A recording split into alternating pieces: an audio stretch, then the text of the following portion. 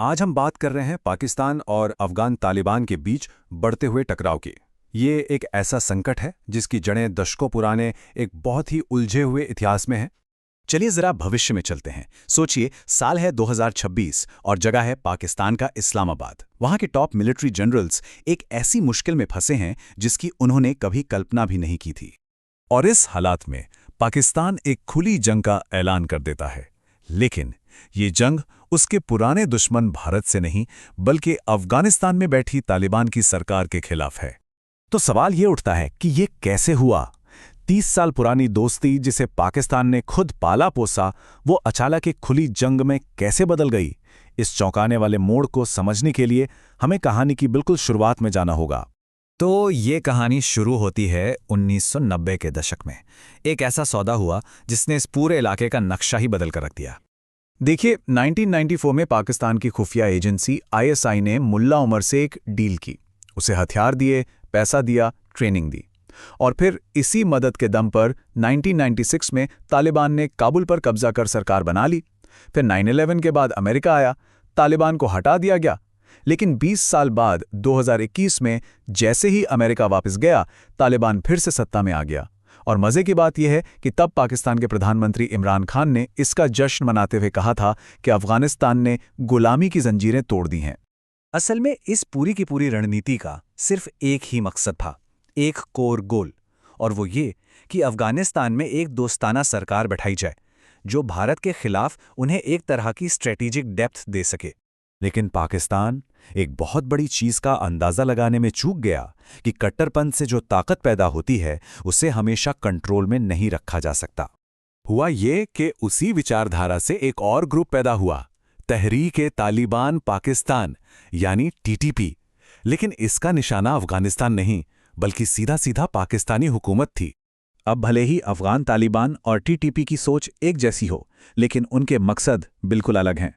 अफगान तालिबान अफगानिस्तान पर राज करना चाहता है और वो पाकिस्तान का पुराना साथी रहा है।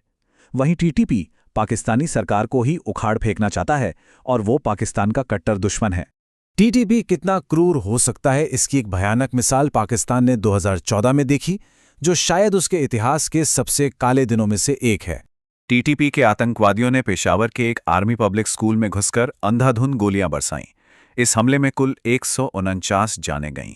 और इन 149 लोगों में से 132 तो बच्चे थे जिनकी उम्र 8 से 18 साल के बीच थे।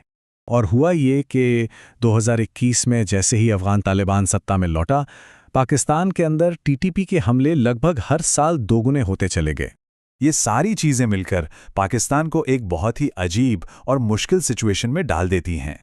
मतलब विरोधाभास देखिए, पाकिस्तान का सबसे बड़ा दुश्मन TTP, उसे पनाह कौन दे रहा है? पाकिस्तान का सबसे पुराना दोस्त अफगान तालिबान। तो अब तालिबान एक ऐसे जाल में फंस गया है जिससे निकलना बहुत मुश्किल है। देखिए होता क्या है, पाकिस्तान कहता है कि TTP पर एक्शन लो, लेकिन तालिबान को डर है कि अगर उसने TTP पर हमला किया तो TTP के लड़ाके भागकर उसके सबसे बड़े दुश्मन ISIS के से जा मिलेंगे, और एक मजबूत ISIS के खुद तालिबान के राज के लिए बहुत बड़ा खतरा है। तो नतीजा, तालिबान कोई एक्शन नहीं लेता, टालमटोल करता रहता है, और इसी वजह से पाकिस्तान के साथ जंग के हालात बन जाते हैं। और इन सब का नतीजा ये है कि पाकिस्तान की जो दशकों पुरानी रणनीति थी वो पूरी तरह और बुरी तरह से फेल हो चुकी है। जरा याद कीजिए, इस पूरी पॉलिसी की नींव क्या थी? यही ना कि तालिबान को भारत के खिलाफ एक हथियार की तरह इस्तेमाल किया जाएगा। लेकिन आज क्या हो रहा है? वही तालिबान अब भारत के साथ ट्रेड डील साइन कर रहा है, भारतीय कंपनियों के साथ मिलकर इंफ्रास्ट्रक्चर बना रहा है और भारत को एक अहम पार्टनर के तौर पे देख रहा है।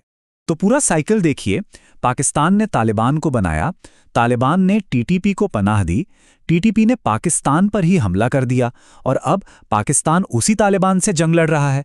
ये एक ऐसी स्ट्रैटेजी का क्लासिक उदाहरण है जो बुरी तरह से बैकफायर कर गई। तो ये लड़ाई और सीजफायर का एक ऐसा चक्र बन गया है जिसमें असल में कोई नहीं जीत रहा। और ये सब एक बहुत ही बुनियादी सवाल पर आकर रुक जाता है कि पाकिस्तान ने जो आग खुद लगाई थी उसे बुझाने के लिए आखिर और कितने बेगुनाहों को अपनी जान देनी पड़ेगी।